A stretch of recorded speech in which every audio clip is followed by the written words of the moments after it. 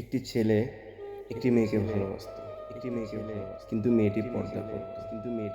তাই প্রতিদিন মেয়েটি মাদ্রাসায় যাওয়ার পথে ছেলেটি বারবার মেয়েটিকে বলতো, এই পর্দা হলেই পর্দা সরাও, আমার ভালোবাসা কবুল করো। এই পর্দা হলেই পর্দা সরাও, আমার ভালোবাসা কবুল করো।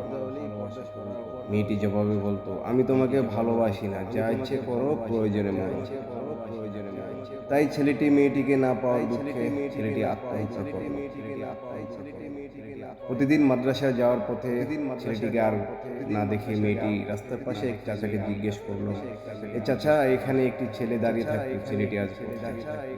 জবাবে চাচা বলল, ছেলেটি একটি মেয়েটিকে ভালোবাসতো, কিন্তু মেয়েটিকে না পাওয়ার দুঃখে আত্মহত্যা করেছে।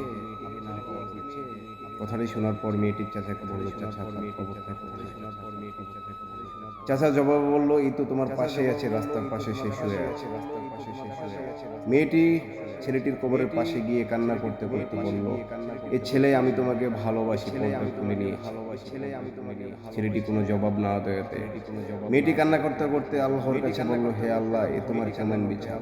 আজ আমি পর্দা খুলে নিয়েছি, আর সেই পর্দা ভালো থাকুক পৃথিবীর সকল ভালোবাসার মানুষগুলো, ভালো থাকুক পৃথিবীর সকল ভালোবাসার ভালোবাসার মানুষগুলো মানুষগুলো ভালো থাকুক, ভালো থাকুক।